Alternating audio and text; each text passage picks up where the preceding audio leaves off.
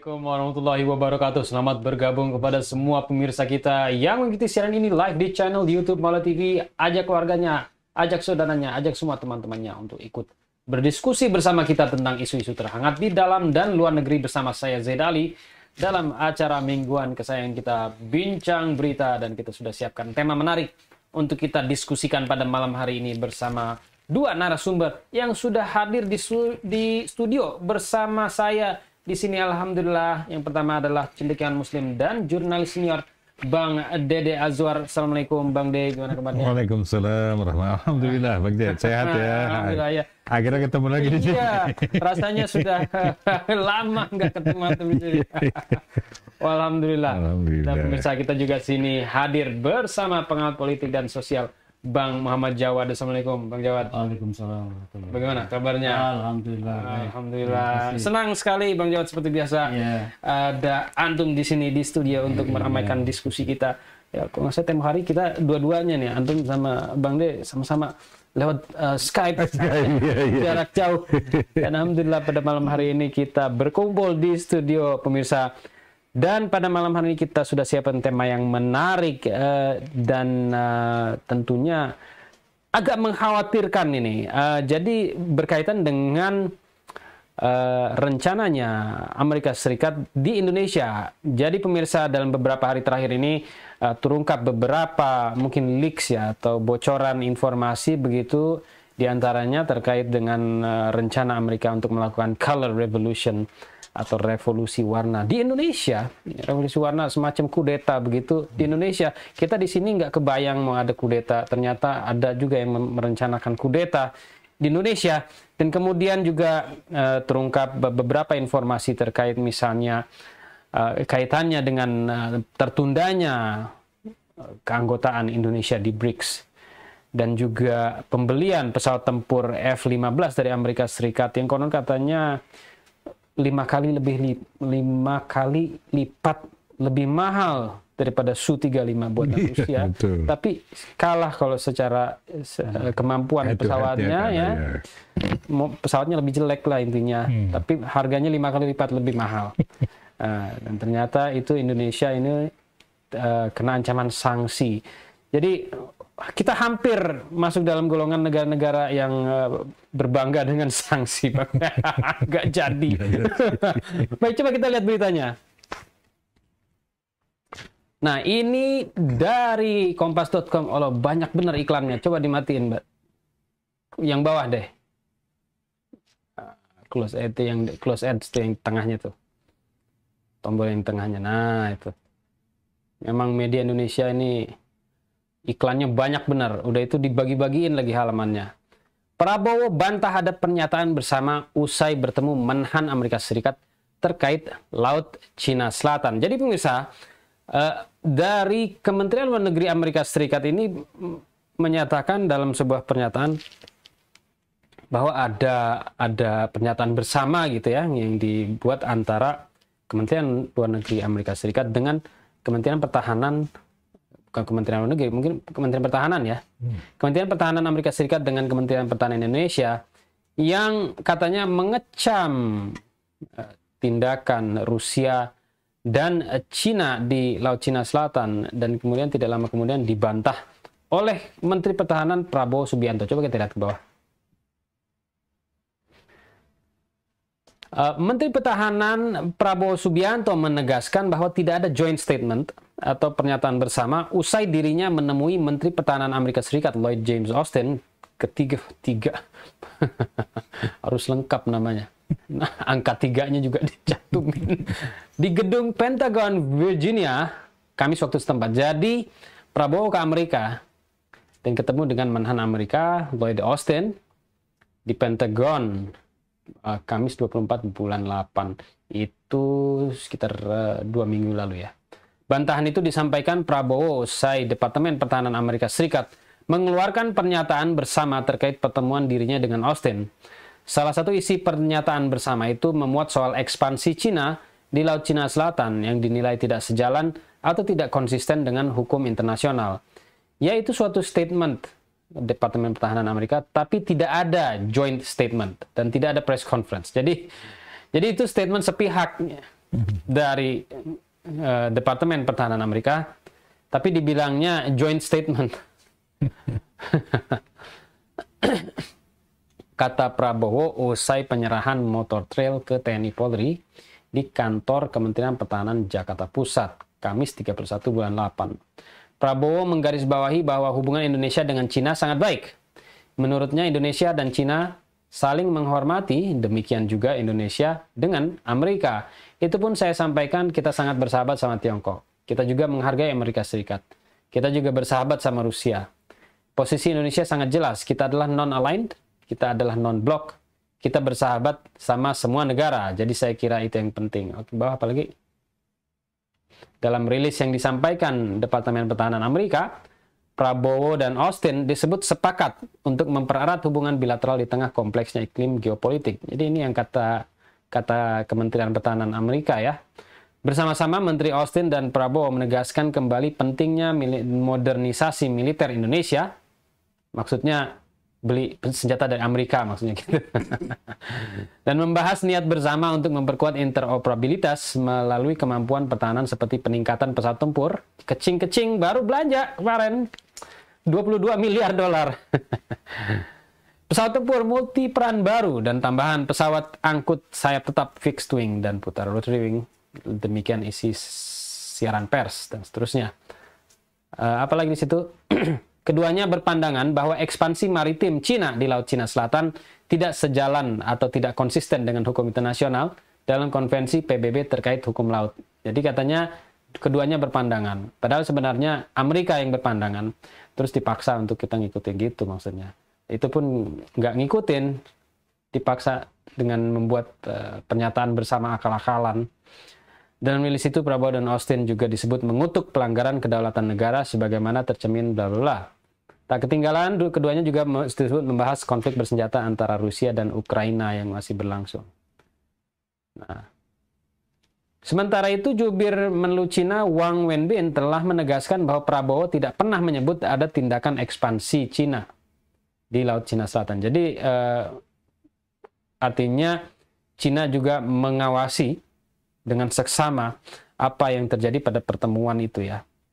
Kami mencatat bahwa tidak ada konten seperti itu yang dapat ditemukan dalam siaran pers Kementerian Pertahanan Indonesia pada pertemuan yang sama. Jadi siaran pers Kementerian Pertahanan Amerika ada pernyataan itu, kalau dari Indonesia nggak ada. Coba kita lihat dari versi, kalau versi Rusianya seperti apa.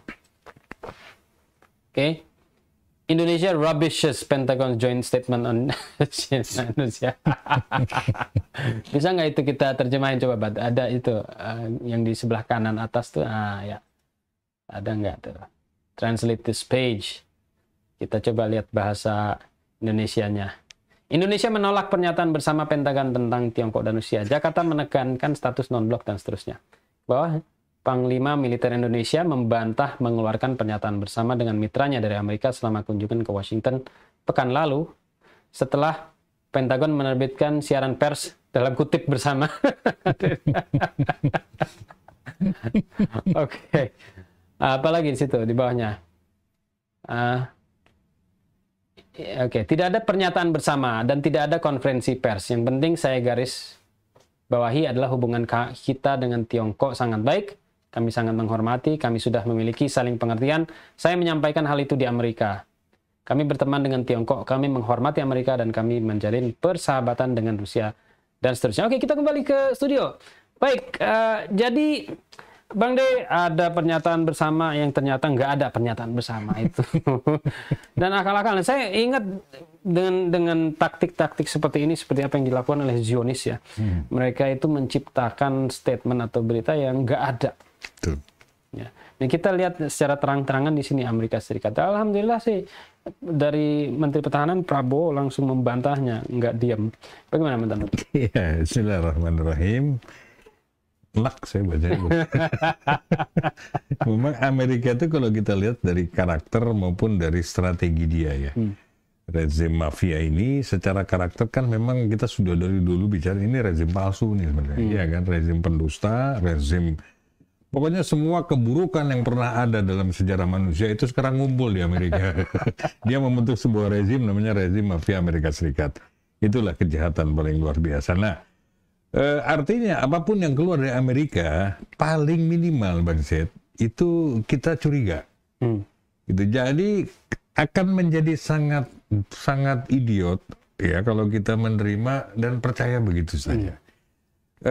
Yang menarik dalam kasus ini juga ada semacam kesengajaan. Ya seiblis-iblisnya Amerika itu tahu bahwa ya nggak mungkin mau dibodohin gitu Indonesia kan. Tapi ini test case. Artinya gimana reaksi Indonesia terhadap Amerika? Apakah ada bantahan? Kalau ada bantahan berarti ada sesuatu. Nah mungkin nanti akan sesuatu yang menyusul yang lain nih Bang Zed. Ini ada semacam alarm nih sebenarnya nih. Yang kedua, ingin menutupi semua kejahatan yang lebih besar. Jadi orang fokus hanya karena masalah joint statement ini. Bahwa ketika dia menyebut Cina itu melakukan ekspansi maritim, lah dia dari awal kok melakukan itu ke seluruh dunia, bahkan dia melakukan ekspansi. Nggak ada yang mempertanyakan. Nah yang kedua adalah masalah strategi. Tadi kan masalah karakter ya. Yang kedua strategi, dia ingin memfilipinakan Indonesia kok. Bahwa ingin menjadikannya proksi di hadapan Amerika, di hadapan Cina. Dan kita tahu ini kan lebih karena sudah bergeser Bang Zed. Cina ini memerangi Amerika itu bukan hanya sekedar dagang atau tarif, tapi sudah bergeser ke diplomasi.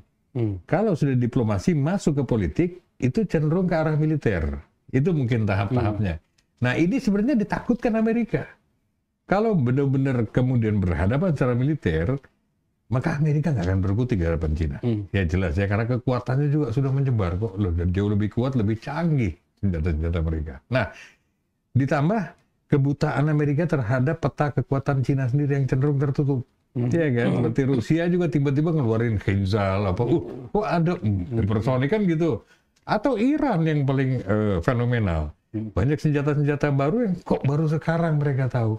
Ketinggalan betul. Nah, ini artinya secara strategi mereka sedang berusaha untuk mendorong-dorong Indonesia supaya berhadapan dengan Cina. Dan ini berbahaya Bang Zed. Karena bukan hanya Pak Jokowi loh orang Indonesia itu, bukan hanya Pak Prabowo, 275 juta orang. Dan saya yakin Pak Jokowi, Pak Prabowo tidak akan mau ya mengorbankan rakyat sebanyak itu. Itu mungkin. Iya. Jadi Bang Jawad, kita ingin diseret ke dalam pusaran konflik Amerika dan Cina di sini. Sepertinya ya, dengan membuat joint statement akal-akalan seperti itu. Tapi ini menurut saya ya nggak tahu ya. Kita mungkin tidak pernah melihat yang seperti ini dilakukan terhadap Indonesia. Saya rasa mungkin seharusnya kita sebagai orang Indonesia ya marah ya melihat kita ini sebuah penghinaan sebenarnya dengan membuat statement akal-akalan seperti itu. Bismillahirrahmanirrahim. Seperti dikatakan oleh Bang Zed tadi, memang kalau seseorang misalnya dalam suatu riwayat ya dikatakan kalau seseorang itu menempatkan dirinya pada posisi di tempat-tempat yang mencurigakan, dia pantas dicurigai. Jadi paling minimnya pun harus kita curiga sama Amerika Serikat, mengingat petualangannya selama ini ya di belahan penjuru dunia manapun selalu seperti itu. Dan hengkangnya dia karena mendapat perlawanan yang telak dari poros perlawanan di Asia Barat dan seterusnya, mengalihkan perhatiannya ke Asia Timur, juga termasuk Asia Tenggara tentu saja. Dan dia tahu bahwa Indonesia ini yang paling strategis di Asia Tenggara, bukan hanya karena sumber daya alamnya, tapi karena tadi manusianya ada 275 ya kan, yang pasti berpengaruh paling besar terhadap konstelasi apapun di Asia Tenggara. Maka posisi strategis Indonesia itu pasti akan menjadi bidikan dan sasaran dari Amerika Serikat ya kan. Kita tahu bahwa Cina itu sebetulnya nggak pernah ekspansionis. Dia juga menetapkan 9 garis putus-putus di sekitar Kepulauan Spratly itu, menandakan bahwa dia sendiri sebetulnya ingin menegosiasikan itu dengan negara-negara yang terlibat dalam persoalan pulau itu, baik yang Filipina, Vietnam, Malaysia, Brunei, dan seterusnya. Dan untunglah kalau ke kita itu dia hanya menyentuh sedikit zona ekonomi eksklusif kita, bukan daerah teritorial kita sebetulnya. Nah itu yang kemudian juga sering istilahnya benar nggak dipanas-panaskan lah. Diprovokasi. Bahwa kita ini diancam oleh Cina dari dulu itu sejak zaman Soeharto, bahwa Cina itu ancaman dari utara. Pasti dia mau mengambil keuntungan tertentu untuk tujuan jahat tentu saja. Dan kita sudah semestinya berhati-hati dengan petualangan Amerika Serikat ini. Dia pasti mengendus semua hal yang bersangkut dengan semua negara di seluruh dunia. Apalagi pengaruhnya juga sudah semakin menyusut, ya kan. Di Afrika juga banyak terusir ya kekuatan Barat, khususnya Perancis ataupun Amerika Serikat sendiri. Jadi ketika dia sudah mulai main-main di Asia Tenggara dan khususnya Indonesia, kita juga harus berhati-hati tentu saja. Mengingat juga kita sudah mendekati pemilu ya, pasti matanya sangat terbelalak untuk memperhatikan segenap persoalan yang ada di negeri kita. Boleh jadi dia menggunakan cara-cara yang mematikan bagi kita, dan oleh karenanya kita harus juga hati-hati. Jangan sampai kita terlalu asyik bermain-main dengan persoalan pemilu ini, kemudian kita merupakan faktor keselamatan dan atau keutuhan bangsa dan negara kita. Baik. Bang De, tadi Pak Prabowo ada bilang terkait dengan non-blok, bahwa kita ini non-blok, kita ini bersahabat dengan Cina, dengan Rusia, dengan Amerika Serikat dan sebagainya. Nah, ada kesan kalau kita membaca seperti itu ya, seolah-olah sebenarnya kebijakan seperti itu justru membuat diri agak tersandera ya. Dalam hal ketika mengambil kebijakan dan sebagainya, ini harus mempertimbangkan apa kata si dia, apa kata dia, apa kata dia.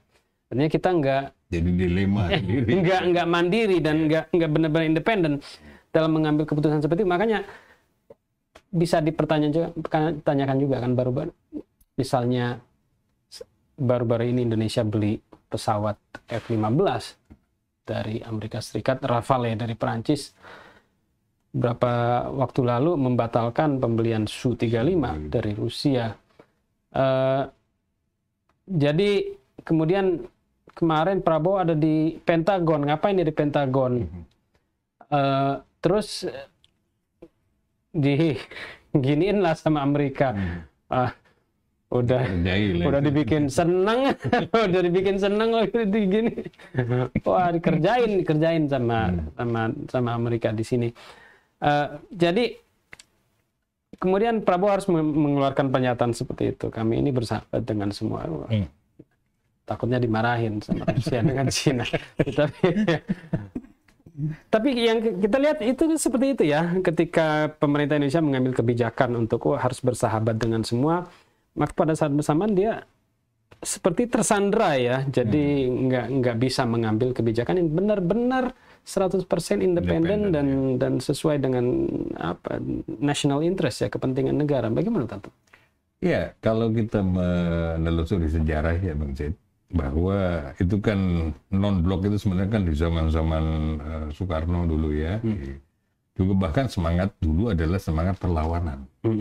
Jadi non-block alignment ini itu adalah sebuah sikap di mana mereka tidak terlibat misalnya dalam konteks orang-orang yang negara-negara yang melakukan aniaya, penjajahan, kan itu maksudnya ya.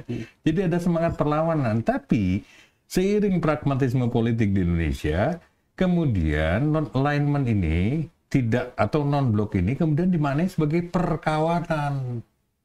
Ya, sehingga berkawan dengan siapapun. Kalau dulu melawan siapa yang menganiaya, sekarang berkawan, atau dengan penganiaya juga berkawan kan gitu. Amerika kan terkenal sebagai penganiaya. Jadi pergeseran dari perlawanan ke perkawanan ini harus kita perhatikan. Apa dasarnya pragmatisme politik? Yang ini sudah dibangun di zaman-zaman mungkin rezim Orde Baru dulu ya. Kita sendiri ya menyesali adanya sejarah itu. Tapi itulah takdir bangsa kita, sebuah ujian berat. Nah perkaranya sekarang adalah mungkin perlu ditetapkan dulu bahwa semoga yang harus disadari oleh para pemimpin kita, dan kita yakin sudah disadari ya, cuman mungkin situasinya sangat kompleks, tapi tetap dijadikan kaidah bahwa Indonesia ini nyawanya ada di rakyat, Bang Zaid. Jadi jangan sampai kemudian transaksi-transaksi politik global ini itu sampai melupakan nasib, ya, keamanan, harga diri, martabat, kehormatan rakyat gitu loh. Ini si Amerika ini itu memanfaatkan negara di mana rakyatnya lemah. Semakin lemah suatu negara, maka semakin mudah dikuasai sama Amerika. Jadi tujuan pertama lewat misalnya upaya-upaya untuk melemahkan, ada pemimpin bisa terpilih. Contohnya di Iran dulu Mossadegh tahun 1953. Kuat kan? Dia terpilih oleh rakyat. Dikudeta. Di Indonesia, ya kita tahu sejarahnya lah ya, Pak Soekarno itu kan sangat populis ya, dan memang pejuang. Gimana kemudian juga dikudeta. Di semua negara polanya adalah bagaimana memutus hubungan rakyat dengan pemimpin. Nah, jangan sampai kemudian ini mengikuti gendangnya Amerika. Bukan lagi Amerika memutus kepala kita dengan paksa, tapi kita ini dengan sukarela memutuskan diri dengan rakyat kita. Itu mungkin. Tapi saya yakin pemerintahan sekarang itu punya martabat. Pak Jokowi sudah membuktikan banyak hal. Gitu, ya.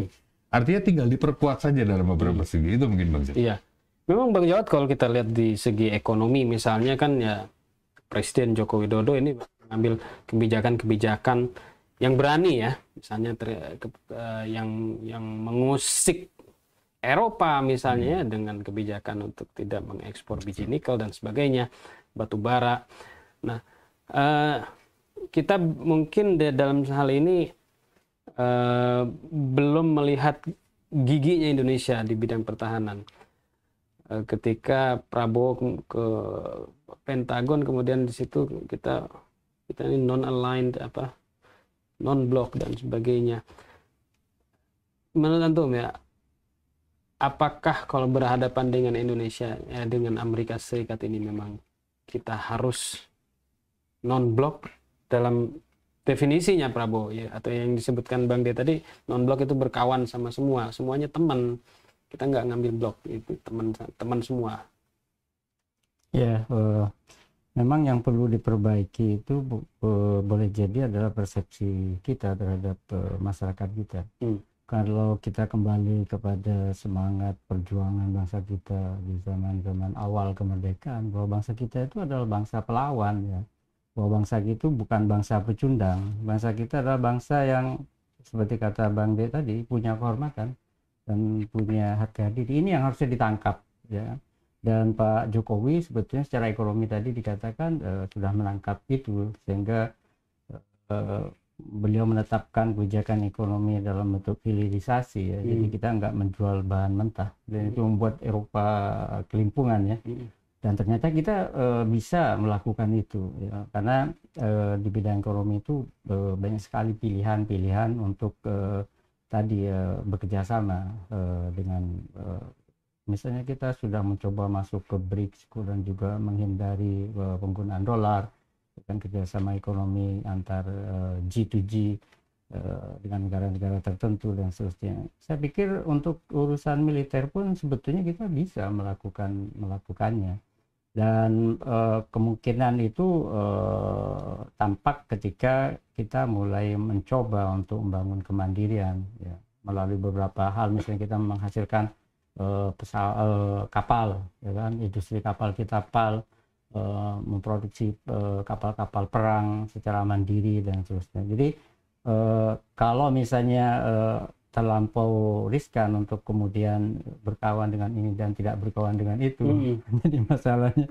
non-blok itu jadi seolah perkoncoan. Ya kita harus membangun kemandirian sebetulnya, kemandirian secara militer, dan kita punya kapasitas untuk itu. PAL misalnya, Pindad kita, atau juga industri pesawat kita ya kan, semuanya itu seharusnya menjadi sesuatu yang menjadi kebanggaan. Dan kalau itu bisa dibangun dengan baik, maka kemandirian secara militer ini akan menjadikan kita sebetulnya sudah pasti berwibawa di Asia Tenggara kan, karena tadi jumlah penduduk kita besar dan kita memiliki potensi-potensi itu ya. Kapal perang yang dihasilkan oleh industri yang di Banyuwangi atau yang di Surabaya itu kan yang kecil-kecil Jadi bisa digunakan oleh dalam perang gerilya. Jadi mereka mencoba untuk mendefinisikan perang gerilya itu di laut. Ini mungkin kayak niru-niru Iran gitu. Kan dengan speedboat yang banyak. Tapi kapal induk yang besar itu pasti ketakutan. Satu aja kena kan bocor dan seterusnya. Terus tempatnya kecil lagi. Selesai. Di laut yang sempit, Selat Hormuz. Kita juga banyak selat dan seterusnya. Walhasil ini kalau kita mencoba untuk membangun kemandirian di bidang maritim, ya, bahkan secara militer itu bisa, dan kita akan berwibawa. Jadi saatnya kita untuk kembali kepada hamkam rata dulu kan, ke sistem pertahanan keamanan rakyat semesta yang melibatkan rakyat, dan rakyat ini adalah penyokong utama negara kita dan wibawa negara kita. Saya pikir begitu, Bang. Ya memang kalau bicara militer ini di Indonesia kadang kita masih banyak yang tidak puasan kita ya. Ya, kita nggak, giginya kurang ini ya. Terus harus bangga dengan beli pesawat, itu pun negosiasinya lama dan mungkin penggunaannya nggak efektif juga. Mungkin ya dengan segala cara Amerika pasti akan mencoba untuk menerapkan sanksi lagi, nggak berangkat nanti di landasan semuanya. Mungkin masih ketakutan atau gimana ya dengan sanksi ya. Terkait dengan kemandirian, saya jadi ingat berapa hari yang lalu India mengirimkan ini rovernya itu dan berhasil mendarat di bulan. Oh iya. Ya, India berhasil mendarat di bulan, dan itu ISRO itu berdiri lebih bersemangat untuk mencapai sebagai bangsa ya. Oke, coba kita lihat berita berikutnya. Nah, ini ada laporannya dari Beijing Dai di Twitter ya, terkait dengan ini mengamati bagaimana hubungan Amerika Serikat dengan Indonesia dalam baru-baru ini ya. Bisa nggak kita terjemahkan coba, Bat?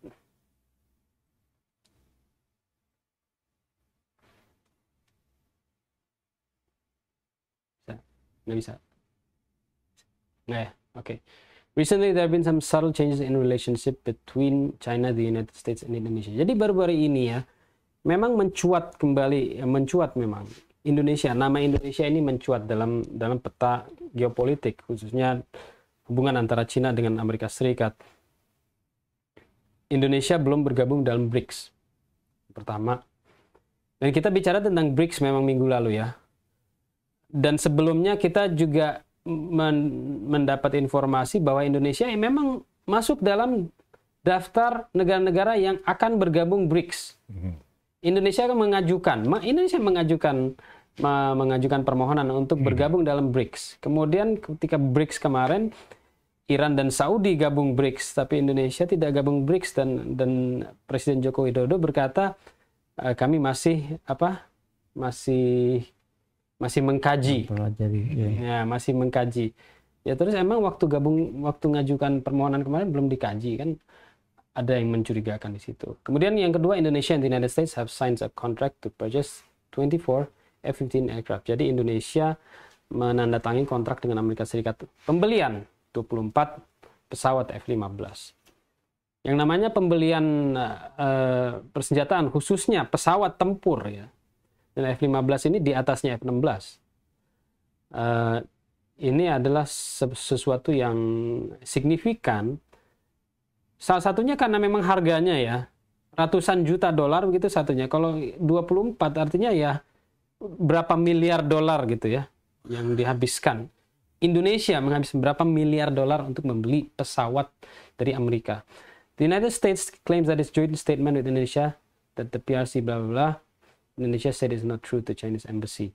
Jadi ini yang tadi ya, yang tadi kita baca tadi berita tentang joint statement tadi, pernyataan bersama yang dibantah oleh Kemenhan. Obviously, United States is trying to turn Indonesia in the next Philippines to provoke China. Ya, persis yang antum sebut tadi, Bang Dea. Indonesia mau difilipinkan supaya untuk memprovokasi Cina. Tapi menurutnya tidak akan terjadi. There is no island dispute. Kita tidak ada ini ya masalah yang signifikan, kita nggak ada dengan Cina. Koneksi ekonomi dan sebagainya. Sedangkan Amerika Serikat ini mempunyai cengkeraman yang sangat kuat di Filipina. koloni. Memang bekas jajahan Amerika ya. Mm-mm. Indonesia ini tidak. Indonesia lebih independen. Dan kemudian ke bawahnya Indonesia is the major ASEAN country. Indonesia ini negara yang terbesar di ASEAN dan seterusnya. Jadi seharusnya Cina ini lebih kreatif dalam membangun hubungannya. Oke. Berkait dengan pesawat tempur itu ya. Coba kita lihat yang berikutnya. Nah, ini nih. Jadi ini laporan dari tahun kemarin yang namanya beli pesawat tempur, apalagi sampai puluhan miliar, ini bisa bertahun-tahun. Ya, baru ini aja belum sampai pesawatnya, belum sampai ke sini. Pembelian jet tempur Amerika Serikat dan Perancis senilai 22 miliar oleh Indonesia. Bagaimana Su-35 Rusia kalah peralihan Indonesia dari kesepakatan dengan Rusia. Jadi Indonesia meninggalkan kesepakatan pembelian Su-35. Kemudian beralih ke perjanjian pembelian baru dengan Amerika dan Perancis, menyoroti potensi sanksi Amerika Serikat. Dalam waktu 24 jam pada tanggal 10 sampai 11 Februari, pembelian jet tempur barat senilai 22 miliar dolar oleh Kementerian Pertahanan Indonesia. Kita hampir nggak pernah dengar Indonesia itu disandingkan dengan angka 22 miliar dolar ya. Diumumkan berdasarkan dua kontrak besar. Yang pertama adalah kesepakatan senilai 8,1 miliar untuk 42 jet tempur ringan Rafale, miliar dolar ya, bukan miliar rupiah. Jet tempur ringan Rafale bermesin ganda dari Perancis. Dan yang kedua adalah kesepakatan senilai 13,9 miliar dolar untuk 36 pesawat tempur kelas berat F-15 Eagle dari Amerika Serikat. 13 miliar untuk 36 pesawat tempur. Jadi pemirsa, 36 pesawat tempur itu ya, mungkin kalau satu pangkalan militer itu udah bisa masuk semua dalam satu pangkalan militer. Itu nilainya 13,9 miliar dolar. Kalau kita kalikan konversi ke rupiah itu berapa ratus triliun untuk pembelian 36 biji pesawat tempur. TNI AU saat ini mengerahkan 49 pesawat tempur dalam 4 skuadron. Jadi kita ya, TNI Angkatan Udara kita cuma punya 49 pesawat tempur. Yang menunjukkan bahwa 78 pesawat baru ini tidak hanya akan menggantikan seluruh pesawat tempur, jadi kita akan menggantikan seluruhnya dengan 78 pesawat baru. Ya, tidak hanya akan menggantikan seluruh pesawat tempur yang bertugas, tapi juga akan memperluas armada negara dengan skuadron baru. Tulang punggung armada saat ini terdiri dari 33 pesawat tempur ringan F-16 dan F-5. Jadi itulah Angkatan Udara kita, 33 pesawat tempur ringan F-16 dan F-5. Yang diperkirakan akan digantikan oleh Rafale, sedangkan elit terdiri dari 16 pesawat tempur kelas berat Su-27 30 Rusia yang digantikan oleh Rafale dan seterusnya. Akuisisi ini penting karena skalanya, di mana pembelian 22 miliar yang jumlahnya sangat besar, bahkan bagi importer senjata yang lebih besar seperti Arab Saudi. Bahaya kalau Arab Saudi beli senjata, kalau bicara 22 miliar itu angka yang sangat besar. Ini Arab Saudi yang kita tahu ya, itu sapi perahnya Amerika Serikat, apalagi dalam hal belanja senjata ya. Ini Indonesia kita nggak pernah mendengar belanja senjata sebesar itu, apalagi belanjanya 36 pesawat. Dan kemudian di bawah itu apa tuh? Nah ini dia. Ya ini kita melihat sedikit latar belakang dari ini semua. Pada Februari 2018, jadi ini sampai berapa tahun yang lalu? Ini berita ini 2022. 2018 ini sudah menandatangani kontrak, mengumumkan kontrak senilai 1,1 miliar untuk akuisisi 11 pesawat tempur kelas berat Su-35 Rusia. Jadi 1,1 miliar untuk 11 pesawat tempur. Jadi sekiranya Indonesia beli 22 pesawat tempur kelas berat Su-35, artinya 2 miliar dolar. Kalau beli di Amerika itu sampai 13 miliar dolar. Jadi benar-benar merogoh kocek. Yang apa kira-kira pertimbangannya? Nggak ada, hanya pertimbangannya adalah sanksi yang diancam oleh Amerika Serikat. Apalagi sini pengiriman diperkirakan dimulai pada akhir tahun 2019 dan pemilihan tambahan diperkirakan akan dilakukan. Namun intervensi Amerika Serikat ini dia yang menyebabkan pembatalan tersebut. Dengan menggunakan undang-undang melawan musuh Amerika melalui sanksi atau CAATSA. secara efektif menghentikan dan kemudian membatalkan kesepakatan tersebut. Ditandatangani menjadi undang-undang pada 2017, kata bla bla bla. Memanfaatkan posisi Amerika Serikat di jantung sistem keuangan global untuk mempengaruhi penjualan senjata global dengan mengancam klien manapun untuk paket senjata besar Rusia dengan perang ekonomi. Ini pertama kali diterapkan pada September 2018 melawan Tiongkok untuk pesanan sistem pertahanan udara Su-35 dan S-400 Rusia senilai 4 miliar. Jadi ini kita berhadapan dengan sanksi, makanya kita di bawah. Ini di bawah coba, apalagi di bawah. Ya, nah apalagi nih. Negara-negara inti yang banyak berinvestasi pada perangkat keras militer Rusia seperti Aljazair, Vietnam, dan India mungkin akan melanjutkan akuisisi. Jadi mereka tidak peduli dengan sanksi, tapi kita peduli dengan sanksi. Jadi negara-negara tersebut berupaya melakukan lindung nilai antara senjata Rusia dan Barat, seperti Indonesia, Mesir, dan negara-negara lain. Jadi ini mereka ingin merebut, kalau di sini di bahasa bisnisnya merebut pangsa pasar dari Rusia ya, dengan menggunakan tekanan sanksi itu. Ya. Sejak akhir tahun 1960-an ya, tahun akhir ya, bisa ditebak ya. Akhir tahun 1960-an, apa yang terjadi pemirsa? Ya, Bung Karno dikudeta dan naiklah itu Orde Baru. Dan sejak itu Indonesia belinya Amerika Serikat. Ada F5, F16 dan seterusnya. Di bawah lagi apa lagi mungkin kita tentang ini apa? Apa di sini nih? Washington telah lama menekan kliennya agar senjata Rusia beralih ke negara barat, salah satunya sebagai cara untuk melemahkan sektor pertahanan Rusia dan seterusnya. Ini pemerintah Indonesia awalnya mengeluarkan pernyataan menantang terhadap ancaman sanksi Amerika Serikat, di mana Menteri Pertahanan Riyamizat Riyakudu menyatakan pada Oktober 2018, jangan pernah membatalkan. Kami melanjutkan implementasi kontrak. Hal ini terjadi 2 bulan setelah Direktur Jenderal Kementerian Perdagangan Oke Nurwan mengeluh. Saat kita dalam proses barter perdagangan dengan Rusia, Amerika Serikat mencoba melakukan intervensi. Bahkan Rusia mau menerima pembayaran bentuk komoditas dan seterusnya. Kemudian menawarkan kepada Indonesia varian Su-35 yang disesuaikan. Meski demikian, pada Desember 2021 diumumkan bahwa rencana akuisisi Su-35 dibatalkan dan penerima manfaat utama tampaknya adalah Perancis ya, Rafale. Dan seterusnya. Oke, kita kembali sejenak ke studio. Jadi itulah yang terjadi, muslihat dan dorong-mendorong antara Amerika Serikat dengan negara-negara lain. Kita lihat bagaimana Amerika Serikat itu menguasai pangsa pasar persenjataan negara-negara dunia, khususnya negara-negara yang mungkin dikatakan oleh Pak Prabowo itu negara-negara yang katanya non-blok, Bang Jawad. Berkawan dengan semua gitu. Ketika negara-negara itu berkawan dengan semua, maka dia akan lebih mudah ditekan oleh Amerika Serikat. Ini terbukti di situ.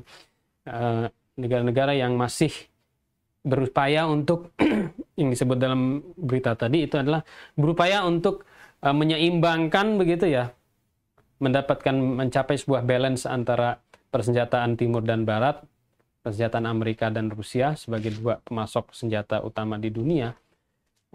Kalau memang orang masih dalam kondisi seperti itu, bisa dianggap gamang lah. Jadi dengan ancaman sanksi, kemudian negara-negara itu bisa membatalkan. Seperti Indonesia ini membatalkan pembelian Su-35 ini udah bertahun-tahun. Terus dari kontraknya itu tahun 2018, kemudian dibatalkan pada tahun 2021. Jadi ini kontraknya sampai bertahun-tahun. Indonesia beli pesawat Su-35 $1,1 miliar, 11 biji. Kemudian beli F-15, bukan F-35. F-15. Sampai beda 2 Bang. Berapa tadi F-15-nya itu? Berapa biji? 20 biji berapa? Tadi F-15? 36. Di atas tadi berapa? 22 miliar. Yang 13 miliar tadi itu? 13 miliar. 36. Di atas berapa berapa unit? 20. Di atas coba. Oh, atas. Gabungan itu ya. Di atas. Di atasnya lagi. Ini nih. 36 pesawat tempur F-15 Eagle. 36 F-15 senilai 13 miliar. seandainya Indonesia beli Su-35 dari Rusia sebanyak 36 juga. Cuma 3 miliar ya. 3 miliar dolar. Jadi Indonesia merogoh kocek itu sampai 4 kali lipat dari yang seharusnya kita. Itu duit siapa? Duit kita juga. Untuk beli Amerika. Bagaimana antum, Bang Jawad? Iya, bersahabat sih boleh saja dengan semuanya. Cuma kan kita harus lihat ada sahabat yang tulus, ada yang culas kan gitu. Ya. Rusia itu sudah tampak ketulusannya ketika misalnya kita bilang kita nggak punya uang. Dia bilang nggak apa-apa, tukar sama kelapa sawit atau apa komoditas waktu itu. Ini kan menunjukkan bahwa dia ingin memfasilitasi Indonesia supaya memiliki senjataan dan sebagainya. Dan kalau dengan AS kan sudah terbukti.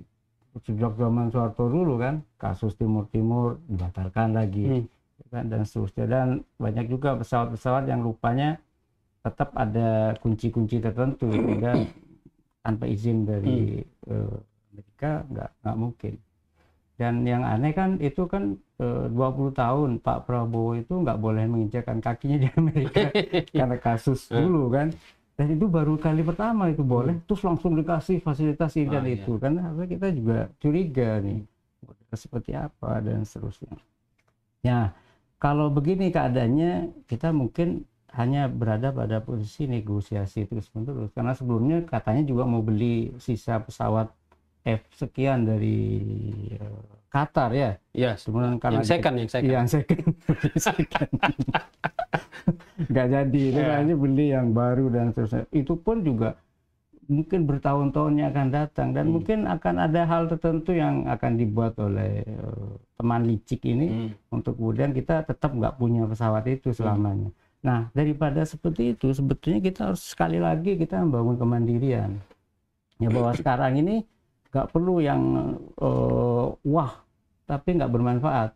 Sebetulnya pesawat itu kan lebih digunakan untuk operasi militer yang bersifat ekspansionis ya kan, untuk menyerang dan seterusnya, bukan pertahanan. Sementara Ofensif, kita ofensif, dan kita ingin membangun pertahanan yang baik, menggunakan drone yang murah tapi juga bermanfaat besar karena lebih presitif dan seterusnya ya kan, seperti yang dilakukan oleh Iran dan seterusnya.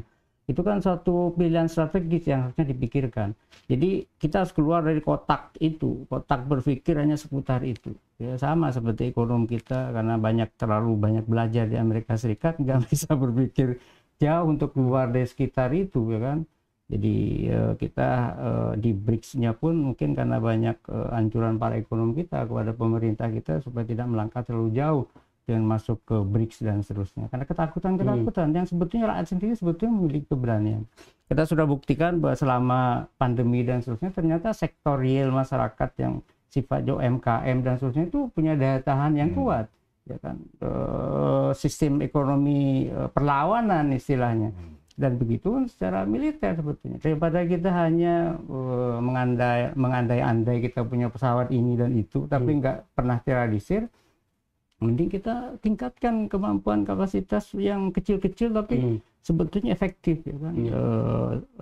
Industri pesawat kita yang strategis itu bisa juga ditingkatkan kan. Juga tadi lagi Pindad atau misalnya PAL di Surabaya itu. Nah, ini lebih cepat, dan seharusnya ilmuwan-ilmuwan kita mampu sebetulnya melakukan itu. Kalau kita fokus dan uang kita yang mungkin akan terbuang percuma ya kan. Kita ini sudah terlalu banyak menyumbang ke Amerika Serikat ya. Mulai dari Freeport dulu ya. Untunglah Pak Jokowi kemudian nasionalisasi itu kan, meskipun hanya 51% lah, tapi masih ada sisa. Tapi alakuli hal itu suatu yang positif, dan demikian pula di bidang militer sebetulnya kita harus membangun kemandirian ya kan? Nasionalisasi semua hal yang berkait dengan persoalan militer itu. Jangan pernah kita bergantung kepada kekuatan-kekuatan industri luar kan. Kita harus mandirikan industri militer kita. Sama kita tidak boleh bergantung ya kan, karena sangat berbahaya kemandirian pertahanan pangan kita. Kita masih sangat bergantung pada impor ya kan, beras dan seterusnya. Dan sebetulnya sudah berusaha dibangun kemandiriannya oleh Pak Jokowi. Itu harus dilanjutkan ya. Jangan lagi hanya menjadi sesuatu yang besar dalam pembicaraan tapi pelaksanaannya itu tidak ada. Sama seperti industri pesawat ini ya, pembeliannya digembar-gemborkan ke sana kemari, tapi mungkin negara-negara tertentu tahu ini nggak akan terjadi, ya kan? Kecuali kalau kita memang mau main-main, ya kan? Nggak apa-apa kalau main-main dan permainkan mereka, ya kan? Harus di kita inisiatifnya, jangan kita mau didekte-dekte, ya kan? Sambil menjaga perimbangan dan seterusnya kita coba negosiasi, karena kita nggak punya uang sebetulnya, ya kan? Bisa lah kalau begitu, bagus malah kalau bermain seperti itu. Tapi jangan sampai kita semuanya serba dipecundangi. Ya. Sekali lagi kembali kepada kekuatan rakyat. Rakyat kita akan berdiri dan dengan tulus membela pemerintahan yang berwibawa dan terhormat. Ya, Bang De, saya curiga kalau bicara tentang 22 miliar dolar itu ya ada yang masuk kantong. Jadi makanya kita mau terima. Jadi ini tekanan oleh Amerika Serikat ini yang namanya setan besar ya memang menggoda ya. Jadi dengan tekanan gini dan juga dengan tekanan ini. Kantongnya juga ditekan, diisi maksudnya. Jadi ada itu juga. Kita sih berharapnya mengingat bahwa kontrak pembelian misalnya Su-35 waktu itu dari tahun 2018 kemudian tahun 2021 dibatalkan. Kita berharap apa yang direncanakan pembelian 22 miliar dolar itu juga akan dibatalkan oleh pemerintah Indonesia. Kira-kira berani nggak kita? Sebetulnya berani ya Bang Jen. Cuman kan gini, masalahnya tadi rumit sebenarnya. Si mafia setan besar Amerika ini ketika dia menguasai satu negara, tadi Bang Zawad juga sudah menunjukkan itu ya.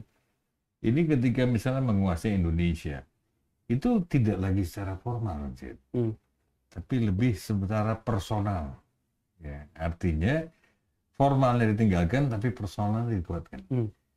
Saya tidak menuduh 1-2 orang ya. Artinya ya kita tahu misalnya tadi disebut oleh Bang Jawad, kenapa masih impor beras? Yang perlu bukan masyarakat logika ekonomi kita, yang perlu adalah para bohir, para calo ya yang mengimpor beras itu ke Indonesia. Mereka perlu keuntungan. Jadi kepentingannya bukan untuk rakyat, tapi untuk mereka kan. Nah, jadi bagaimana regulasi dan sebagainya dipermainkan. Dan di sini ada oknum. Ya, kita nggak menutup mata untuk hal itu, tapi tidak juga boleh menuduh karena perlu fakta, perlu data dan sebagainya kan. Nah, ketika tadi disebut, mungkin ada juga yang masuk ke kantongnya.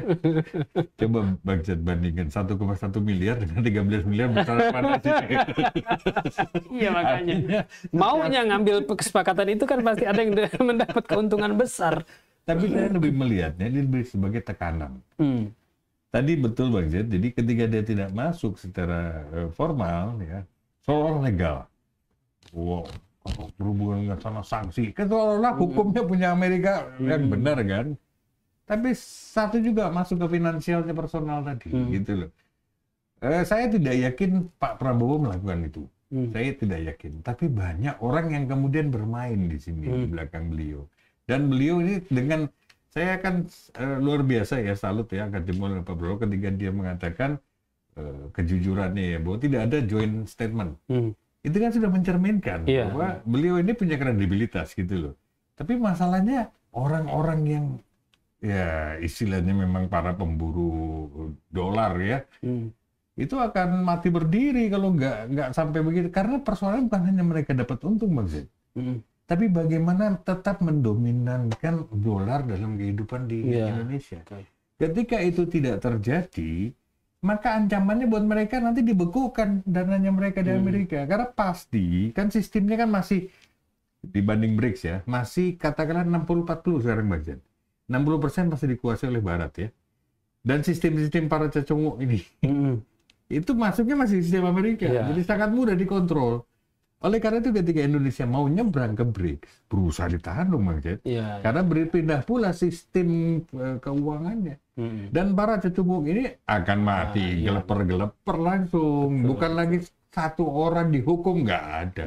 Ini berjamaah matinya gitu. Betul itu mungkin yang kita memang kita lihat itu ancaman yang sangat besar buat mereka ya, untuk orang-orang yang memegang banyak mungkin kita katakan pembesar elit-elit ekonomi dan politik di sini yang banyak bermain di situ. Dan di belakang layar. Belakang layar. Karena kita bilang kesepakatan 22 miliar dolar ini saya rasa, saya ragu duitnya ada ya, nggak ada duitnya. Tapi dipinjemin kan. Nah, dipinjemin oleh siapa? Amerika juga. Jadi yang minjemin Amerika, terus dikasih ke perusahaan Amerika, terus Indonesia yang bayar bunganya. Dan Pesawatnya nggak nyampe-nyampe. Nah, F-15EX ini sebenarnya pesawat modifikasi. Dia itu di bawah F-16. Oh, di bawahnya? Di bawah F-16. Dan itu sebenarnya sudah di banyak negara tidak beroperasi. Oh. Karena dia juga ganda ya, mesin ganda dan sebagainya, terlalu keberatan. Sehingga kalaupun sama Su-35 tadi yang juga sama-sama mesin ganda, itu jauh lebih ringan Su-35 dengan temuan-temuan bahan dan sebagainya ya. Bahkan sangat ditakuti, disebut dengan flanker kan. Ya, artinya monster udara kan gitu. Dibanding dengan ini F-15 baru dengar sekarang kok. Biasanya F-16 ya kita dengar. F-16 yang populer. Dan itu kan dipakai ya dalam menyerang semua umat manusia. Umat manusia, benar. F-15, nah itulah. Kemudian tapi ada kampanye Bang J. Di Twitter ini F-15, Indonesia agak kebagian pesawat canggih ya. Yang canggih itu 16 ke atas kalau ukurannya ya. Sebenarnya kita udah mau dapet yang canggih pas Su-35 kemarin, nggak jadi. Turunnya di degradasi, harganya lebih mahal lagi kan. Nah, ada di berita tadi itu ulasan tentang teknologi pesawat ini, coba kita lihat berita. Baik lagi tadi.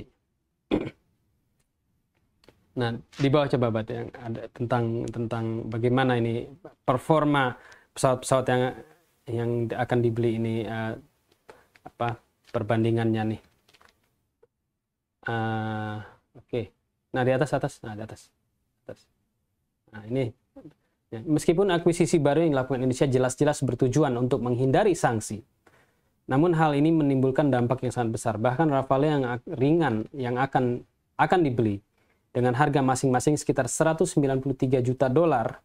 Satu pesawatnya itu 193. Sedangkan F-15 yang lebih berat termasuk di antara pesawat tempur termahal yang pernah diekspor dengan harga masing-masing 386 juta. Wow. Dibandingkan dengan Su-35 yang hanya 100 juta dolar. Jadi itu hampir 4 kali lipat harganya. Ketika Tiongkok membeli 2 Lucene Su-35 dalam jumlah yang lebih besar, masing-masing pesawat tersebut dijual dengan harga sekitar 83 juta dolar. Dapat diskon dia. Nah, harusnya Indonesia juga bisa dapat diskon, tapi nggak mau ngambil diskon, maunya beli yang mahal. Nah, untuk pesawat pesanan 36 hingga 42 pesawat tempur sangat masuk akal bahwa harganya akan turun menjadi di bawah 80 juta dolar.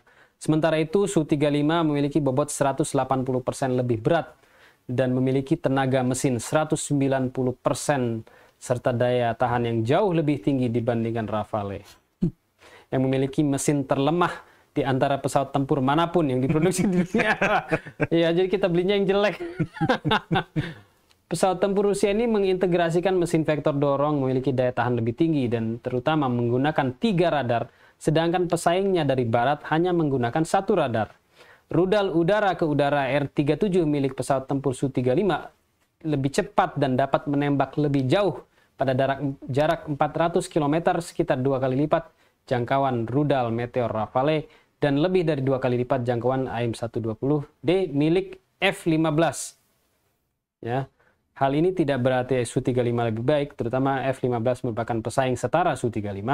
Meskipun harganya hampir 5 kali lipat, ya itu sih. Ya itu sih, jangan mikir. Namun perbedaan besar dalam biaya sangat sulit untuk dijelaskan oleh Su-35.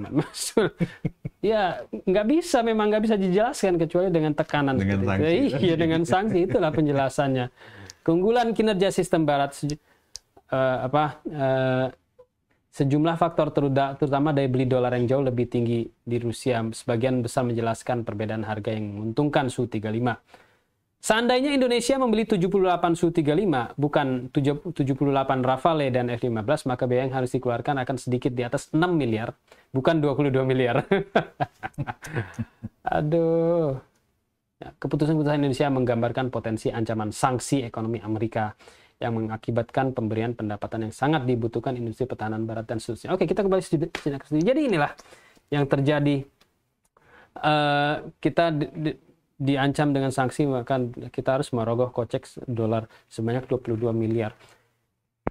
Kemudian kita juga menunda gabung BRICS. Soalnya kalau gabung BRICS kita nggak harus pakai dolar untuk beli senjata, beli Su-35. Ya kan, bisa beli dengan rupiah, bisa beli dengan rubles. Saya rasa ada kaitannya pasti ya, kaitannya gitu ya dengan lebih jual dolar deh. Iya, jadi memang sangat syarat selain dengan kepentingan politik itu sangat syarat dengan mempertahankan hegemoni ekonomi itu juga ya Bang Jawad ya. Gimana kata?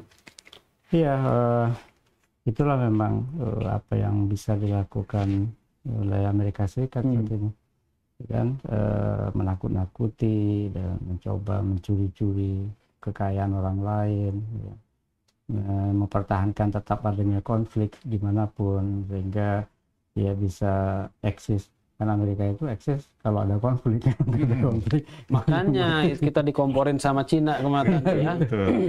Iya, dia bukan negara yang memang secara tekun normal ya.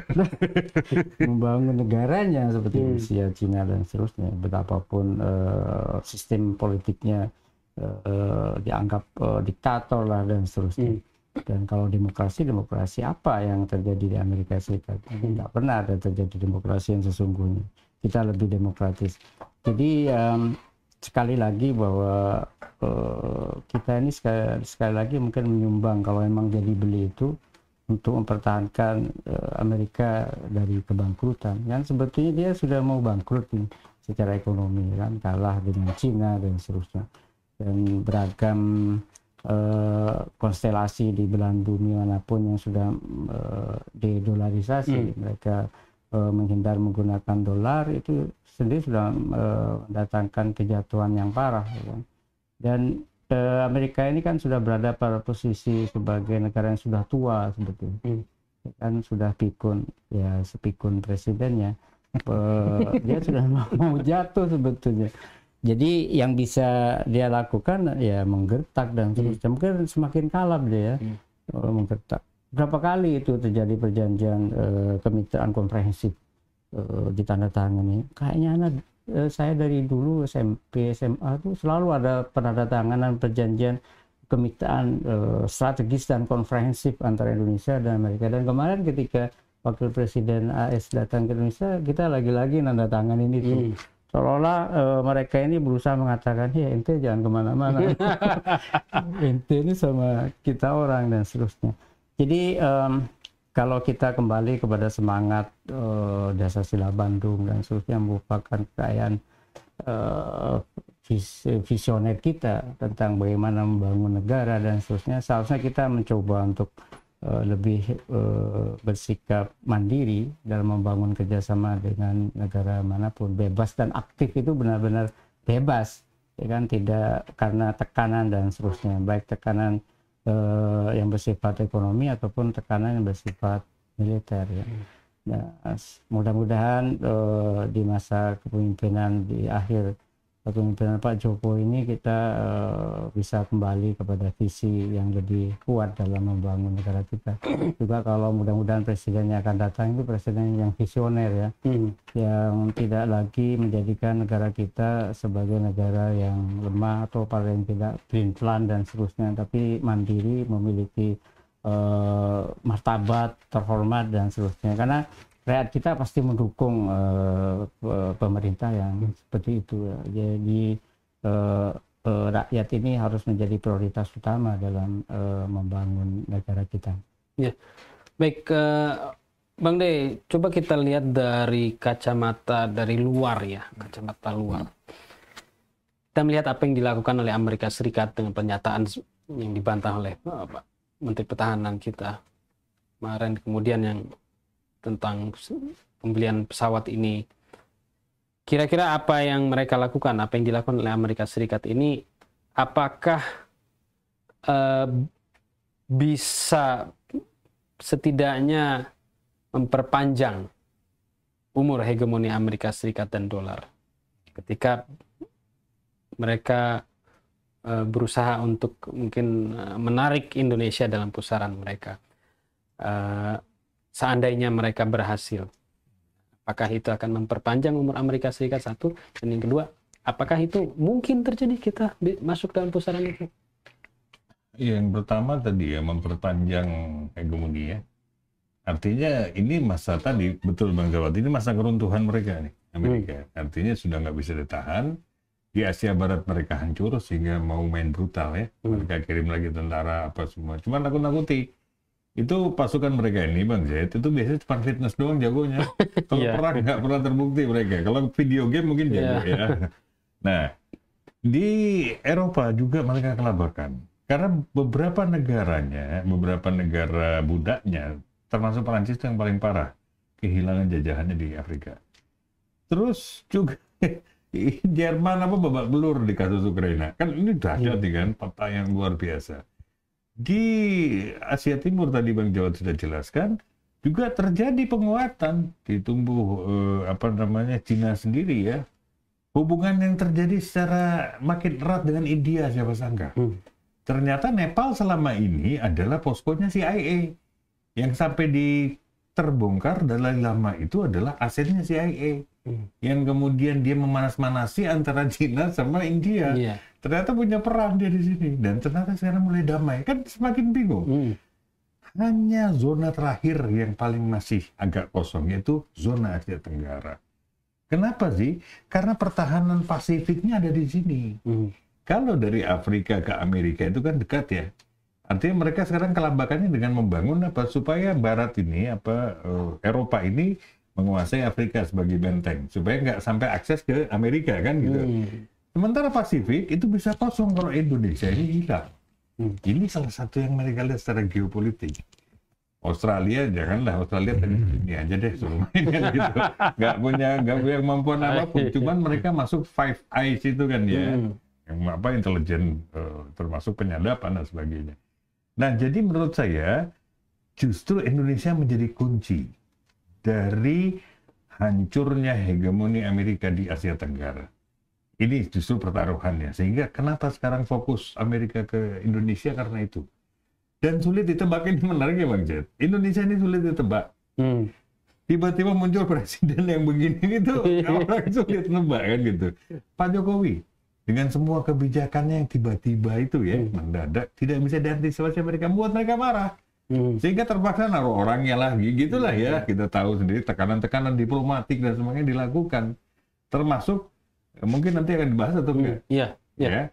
Itu juga termasuk hal demikian kan. Nah, yang jelas itu, Bang Jen. Dan yang kedua tadi apa?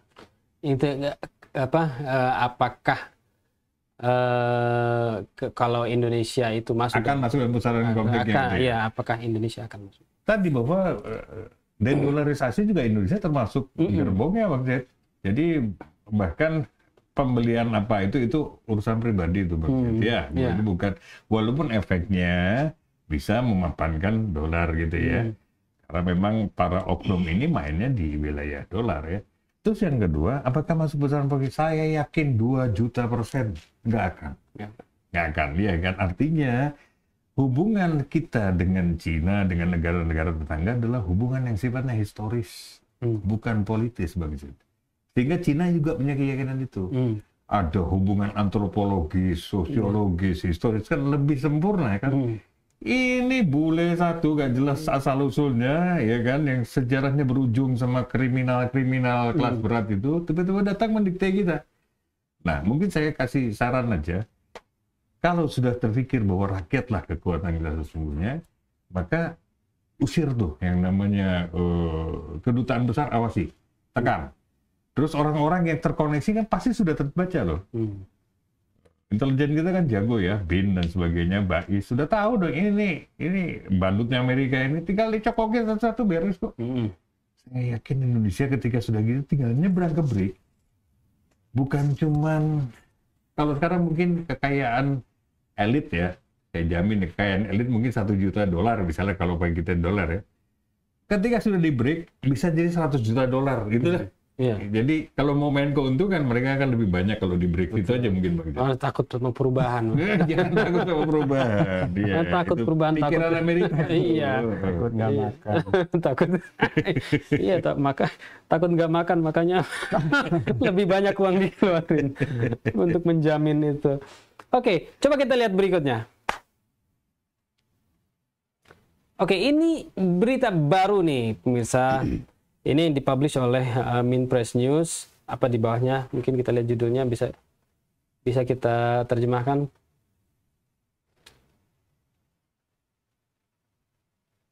Oke. Nah, bawah.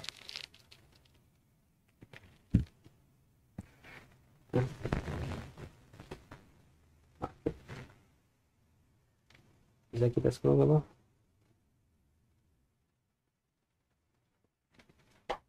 Cookiesnya diterima dulu. Oke. Nah, bawah. Masih nerjemahin ini. Masih nerjemah ya? Buka kamus dulu. Itu bisa kita refresh ya? Refresh.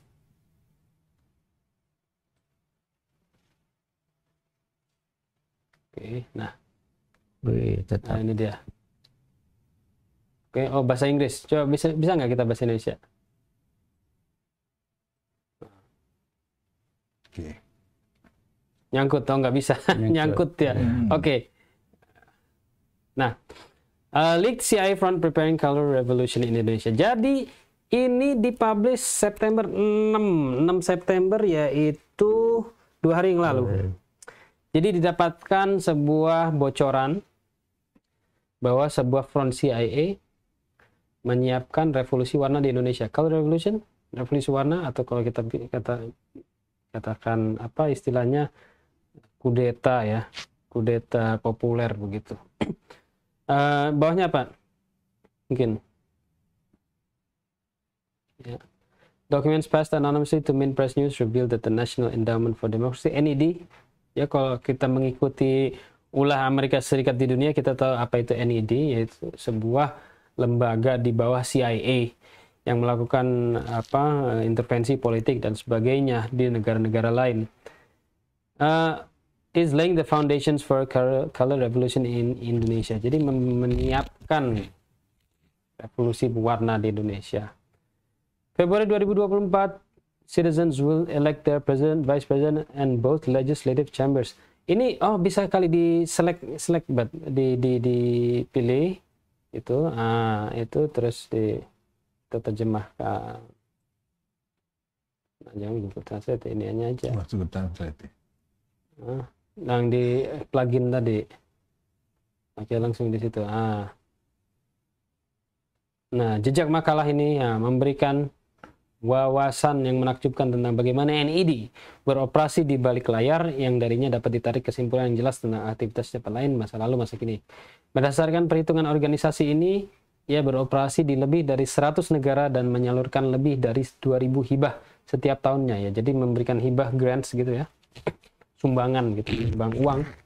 Di Indonesia jumlah tersebut telah membantu memperluas aliran dana abadi ke berbagai LSM, kelompok masyarakat sipil, dan yang paling penting partai politik dan kandidat dari berbagai spektrum ideologi. Jadi mereka bermain di semuanya. Oke, ke bawah lagi mungkin.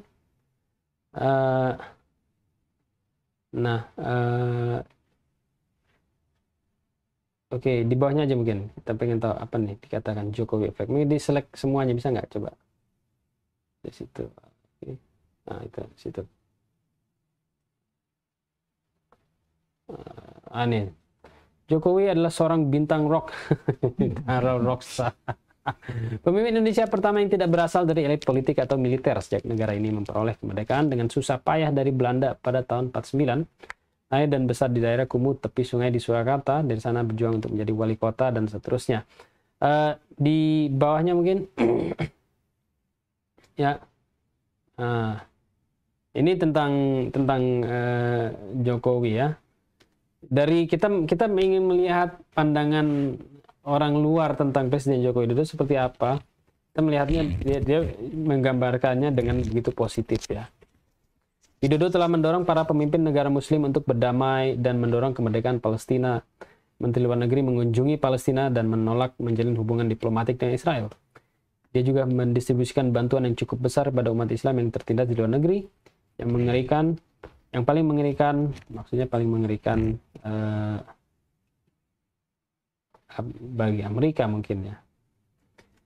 Sejak invasi Rusia ke Ukraina, ia terbang ke kedua negara tersebut dan mendesak para pemimpin mereka untuk mengupayakan perdamaian. Ketika Jakarta menjadi tuan rumah KTT G20, ia tidak hanya mengundang Zelensky tapi juga Putin untuk hadir meskipun mendapat kritik keras dari Barat. Oke, di bawah lagi mungkin apa tentang ini aktivitasnya NED ini. Coba di bawah lagi mungkin. Ini nah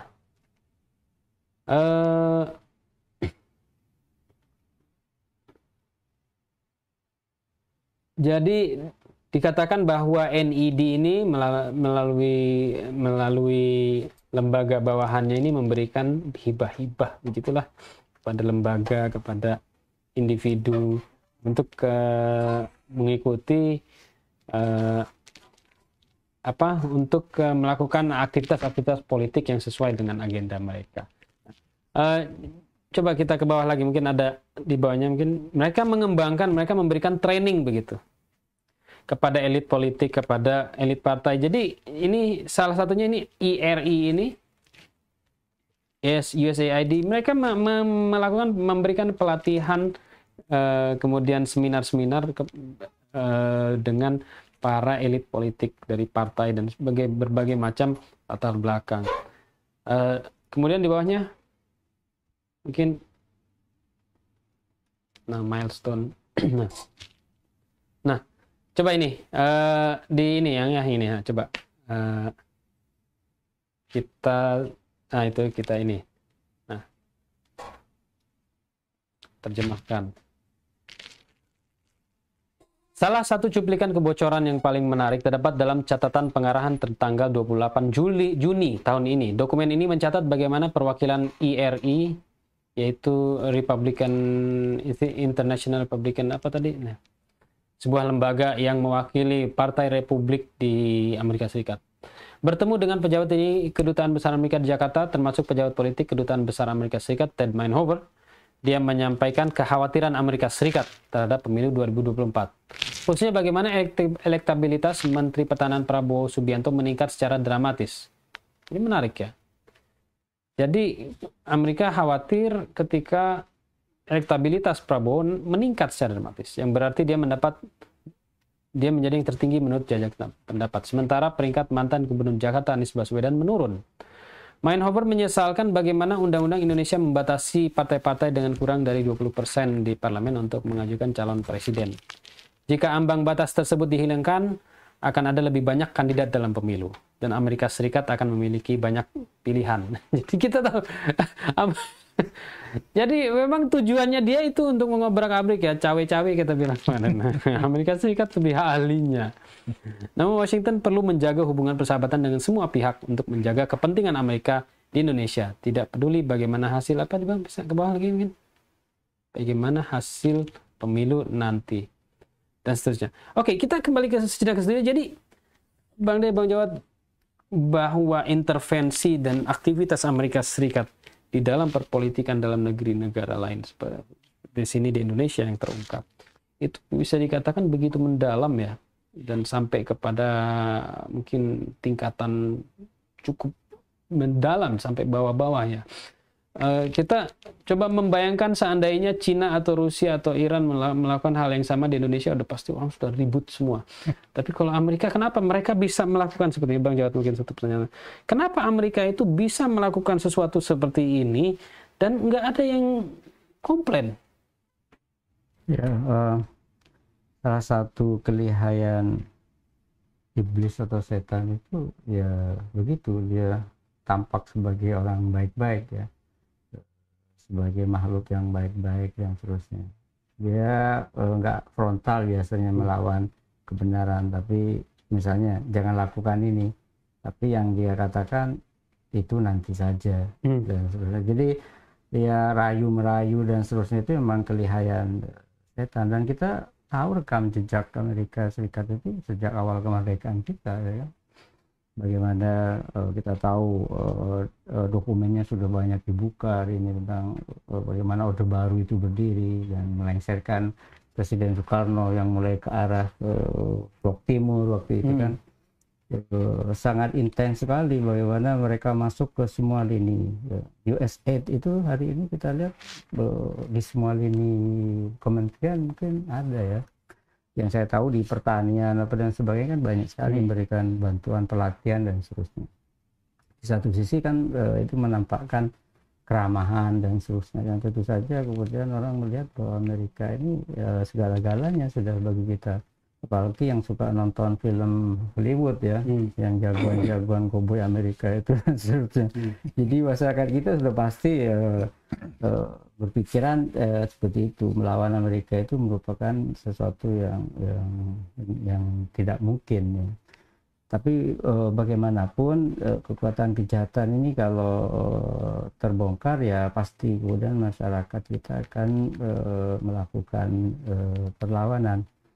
Dan oleh karenanya perlu kita mengingatkan kembali kepada semangat revolusi kita, semangat perjuangan kita dan seterusnya, bahwa tantangan semacam ini pasti akan sangat berat bagi bangsa kita kalau kita tidak berusaha membangun ideologi yang kuat ya, yang memberikan pertahanan yang besar kepada bangsa ini untuk bertahan menghadapi semua hiruk pikuk infiltrasi dan seterusnya dari kekuatan-kekuatan asing. Jadi sebetulnya ini bisa dilawan sebagaimana dikatakan Bang Gita tadi bahwa 2 juta% yakin bahwa Indonesia itu sebetulnya bisa melawan. Ya, negara-negara lain sudah tampak. Kita ini jauh lebih besar ya dibanding negara-negara Amerika Latin, ya kan? Yang mereka itu sangat susah sekali kehidupannya gara-gara mereka melawan, ya kan? Tapi mereka punya wibawa, punya harga diri dan seterusnya, ya kan? Semangat perjuangan revolusi mereka itu tetap menyala dan tetap kuat. Dan sekarang di Afrika sudah bertumbuh ya, benua dulu Asia Afrika kan, Amerika Latin dan seterusnya memiliki mentalitas yang sama. Sebetulnya seluruh dunia pada dasarnya ingin melawan penindasan dan penjajahan. Hanya karena Amerika selama ini menutupinya dengan kekuatan yang dibesar-besarkan, dengan mengirimkan kapal induk ke sana kemari dan seterusnya, maka bangsa-bangsa ini tampak kemudian tidak berani. Tapi ternyata ketika ada negara seperti Iran yang mampu melakukan perlawanan, maka kepercayaan diri bangsa-bangsa tertindas di seluruh dunia ini kemudian bangkit. Dan saatnya itu sekarang terjadi. Dan saya pikir bangsa kita pasti akan bersama bangsa-bangsa tertindas di dunia untuk melakukan perlawanan ya. Nah, segelintir orang saja mungkin yang ya mungkin tadi takut kehilangan sumber pemasukan atau lahan untuk mereka hidup di negeri ini, merasa bahwa ini adalah ancaman bagi mereka. Dan orang-orang seperti ini seharusnya harus kembali ke jalan yang lurus, jalan perjuangan, jalan yang murni dari bangsa mereka sendiri ya. Jangan mau lagi menjadi kacung atau budak dari kepentingan asing. Ya. Bang Day, tadi Bang Jawad bilang menyebut tentang Afrika ya. Afrika menarik, sebuah kasus menarik. Kalau kita katakan bicara tentang cengkeraman Prancis atas negara-negara seperti Burkina Faso, Niger, baru-baru ini Gabon, Guinea, Mali, ini bisa dikatakan lebih dalam daripada cengkeraman Amerika Serikat dimanapun mereka ada. Bahasanya udah bahasa Prancis. Afrika udah bahasanya Perancis, meninggalkan seluruh bahasa asli mereka, mata uangnya, franc, kemudian militernya yang latihannya di Perancis, dilatih oleh Perancis. Tapi ketika mereka balik ke sini malah Perancisnya diusir. Artinya taktik yang dilakukan oleh kolonial Perancis ini dengan begitu membangun cengkeraman mereka di dalam negara ini ternyata sama sekali tidak bisa membuat membendung kehendak rakyat, membuat mereka bertahan, kekuasaan mereka bertahan, bahwa aspirasi itu selalu ada. Dan di sini kalau kita lihat Amerika Serikat dengan NED lah masuk dalam IRI, berusaha untuk memberikan pelatihan, training kepada politisi, memberikan sumbangan senilai 1 juta, 5 juta kepada orang-orang. Saya rasa sangat jauh ya. Memang seperti antum katakan tadi 2 juta persen ya, memang ya wajar kalau antum bisa berkata seperti itu. Memang kayaknya, apa yang dilakukan Amerika Serikat di sini memang bagaimana tuh? Iya, artinya Indonesia mungkin akan menjadi masuk gerbong di antara negara-negara yang agak terakhir untuk mengikuti revolusi dunia. Saya meyakini revolusi dunia, Bang. Dikarenakan apa? Karena yang akan dicerabut ini akar-akar hegemoni Amerika yang semuanya dolim, ya, semuanya kasar, jahat, betul dan sebagainya. Yang sekarang sudah terpangkas hampir dengan adanya BRIC ya, dan revolusi di Afrika itu mungkin udah mencapai 60%. Tinggal 40% ini ya ada di situ ya, tadi juga sudah diungkap tadi oleh Bang Jawad. Termasuk di Asia Tenggara. Asia Tenggara ini juga waktu zaman kemerdekaan sebenarnya termasuk yang agak cepat loh Bang Jawad. Dibanding misalnya dengan Asia Barat. Ya seperti misalnya Lebanon apa semua 46 gitu ya, 47. Indonesia lebih dulu ya. Kenapa? India, walaupun dibantu oleh ini ya Bang Zed, oleh bom Hiroshima ya. Nah, apakah harus ada begitu dulu kan juga kita nggak mau ya. Artinya harus ada sebuah tragedi dulu sehingga bangsa Indonesia atau bangsa Indonesia sudah sadar ya. Elit lah Indonesia baru mau sadar. Enggak. Kayaknya nggak etis gitu ya. Artinya ini semua sinyalemen sudah jelas. Dan bahwa kebangkitan ini sudah nggak bisa dibendung lagi. Cuman tadi, kenapa kok masih bisa masuk? Bayar 1 juta, receh betul ya Bang Jad ya. Kalau bayar di orang untuk masuk ke Iran misalnya ya, untuk infiltrasi misalnya, itu mereka minimal dapat per orang itu $100.000. Di kita 1 juta Bang Jad. Berapa dolar itu? Kan, ya mentalnya jauh betul ya. Artinya ya ini justru menjadi sebuah refleksi bagi kita. Semoganya kebocoran data ini membuat kita malu ya, dan tidak melakukan bunuh diri, tapi melakukan sebuah reformasi. Inilah saatnya untuk melawan Amerika. Mereka sudah terlalu lama menghinakan kita Bang Jen, ya, selama puluhan tahun loh. Dan kita terus disibukkan dengan perkara-perkara yang gak penting. Sekarang gini, masalah pemilu penting. Tapi ributnya penting nggak? Nggak penting, Bang Zed. Siapapun yang terpilih, itu tetap kita dukung kok. Tapi masalahnya kenapa kok sampai maki-maki, sampai sikus, sampai memfitnah, sampai bahkan menciptakan segregasi sosial yang begitu tajam ya. Pengelompokan dan sebagainya. Saya pikir ini merugikan kita, melemahkan negara.